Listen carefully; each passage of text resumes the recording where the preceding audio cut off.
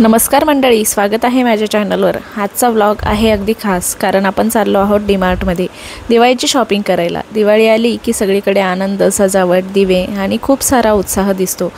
तर चला आज पाहूया डीमार्टमध्ये दिवाळीसाठी काय काय सुंदर वस्तू मिळतात ते। तर खरं तर आज म्हणजे आमचं काही जाण्याचं फिक्स नव्हतं, पण यांना आज वेळ होता। म्हटलं वेळ असला तर मग आता चान्स कशाला सोडायचं, लगेचच जाऊन येऊया। कारण ना दिवाळी जवळ आली ना की डीमार्टमध्ये एवढी जास्त प्रमाणामध्ये गर्दी होते की पाय ठेवायला सुद्धा जागा राहत नाही। आणि मग त्या गर्दीमध्ये जाण्यात काही मजा नाही। त्यामुळे म्हटलं चला आताच वेळ आहे आणि शॉपिंग पण अशी व्यवस्थित करता येईल म्हणून आम्ही निघालो। तर आमच्या घरापासून 8 ते 10 किलोमीटर लांब आहे, म्हणून सारखं काही येणं होत नाही। परंतु दिवाळी किंवा एखाद्या सणाची शॉपिंग असेल ना तर आम्ही आवर्जून येतो, कारण डीमार्टमध्ये काही एक्सप्लोर करायला खरंच खूप छान वाटतं। नवीन वस्तू आलेल्या असतात, नवीन व्हरायटीज असतात, तर ते बघायला आणि घ्यायला सुद्धा छान वाटतं। म्हणून मग नेहमी तर नाही, पण सणावाराच्या निमित्ताने आम्ही येतो। आणि शक्यतो आमची ग्रोसरी शॉपिंग ही जी असते ना तर ही जवळपासच्याच किराणा दुकानामध्ये आम्ही घेतो। पण डीमार्टमध्ये फक्त ज्या म्हणजे काही नवीन वस्तू आलेल्या असतात ना त्या घेण्यासाठीच आम्ही येत असतो।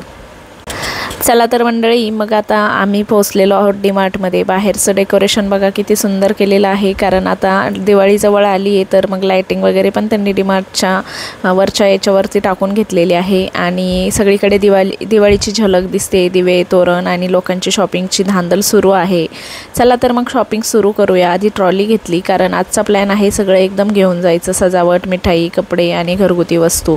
म्हणजे कपडे वगैरे तर त्याची शॉपिंग नंतर होईलच, पण जर समजा काही टी शर्ट वगैरे जर आवडले तर ते घेऊन जाऊ, कारण डीमार्टमधले टी शर्ट वगैरे मी अनुभव घेतलेला आहे आणि वापरलेले आहे, शरीरसाठी सुद्धा आणि आभयसाठी सुद्धा, तर खूप छान निघतात। त्यामुळे म्हटलं दोघांसाठी पण डेली यूजसाठी काही टी शर्ट वगैरे घ्यावे। आणि आता लेकरं सोबत असले ना की त्यांना असं होतं की त्या ट्रॉलीमध्ये काय काय भरावं आणि काय नाही।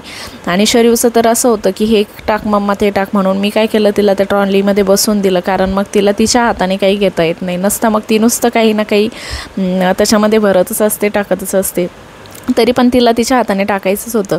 तर यांचं अजून सामान वगैरे लावणं चालू आहे, कारण दिवाळी आता थोडी जवळ आलेली आहे, त्यामुळे त्यांचं तयारी अजून चालू आहे। आणि आभईने त्यांच्या दोघांसाठी लस्सी घेतली। किती जरी नाही म्हटलं तरी लेकरं इथलं खाण्यापिण्याचं घेतल्याशिवाय राहत नाही। थंडगार अशी लस्सी या वातावरणामध्ये सर्दी होण्याचंच काम आहे, पण आता लेकरं ऐकणार तर नाही आहेत। डीमार्टचं एक आहे की आपण इथे आल्यानंतर जी खरेदी आपल्याला करायची ना त्यापेक्षा एक्स्ट्रा खरेदी करून घरी घेऊन जातो, आणि आपले जे पैसे वाचवलेले असतात ना तर ते तर नक्कीच वेस्ट होतात बरं का। ही एक गोष्ट खरी आहे, कारण मला सुद्धा बऱ्याच वेळा अनुभव आलेला आहे। कारण बऱ्याचदा माझ्यासोबत तरी असं होतं की मी महिन्याची जी बचत करत असते ना, आणि एकदा जर डीमार्टमध्ये जर गेले ना ती माझी महिन्याची बचत अशी एका झटक्यात निघून जाते। आणि बघू शकताय सुंदर असे दिवे वगैरे, आणि हे जे बघून एवढं आकर्षण होतं ना की घ्यावंसंच वाटतं। म्हणून मग काही वस्तू ज्या घ्यायच्या पण नसतात आपल्याला, पण त्यासुद्धा आपण बघूनच घेऊन टाकतो, आणि मनावर आपण कंट्रोल करू शकत नाही, कारण घ्यावंसं वाटतं। काही वस्तू अशा असतात दिसायलाच एवढ्या सुंदर असतात ना की त्या घरी घेऊन जाव्याशाच वाटतात। आणि त्याच पद्धतीने शरीरचं देखील आज झालेलं होतं।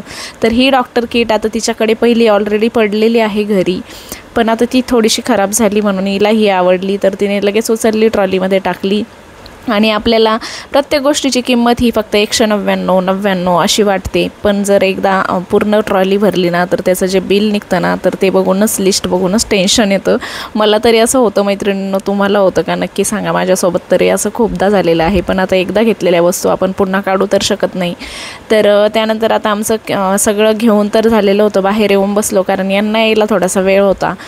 तोपर्यंत म्हटलं मुलांना पॉपकॉर्न वगैरे घेऊन दिले आणि त्यांनी खाल्ले। आता हे आलेले आहेत आणि आभईला म्हटलं सामान वगैरे टाक। आम्ही येताना फक्त पिशवी आणायचं विसरलो, त्यामुळे मग गाडीच्या डिक्कीतच असं सगळं सामान टाकून द्यावं लागलं।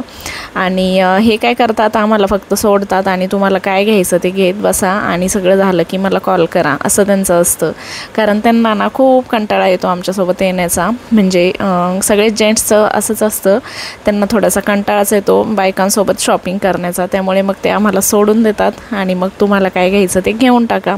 असे तुमचेही घरचे करतात का ताईंनो, मैत्रिणींनो? नक्की मला कमेंटमध्ये ज़रूर सांगा। चला आता घरी आलोत।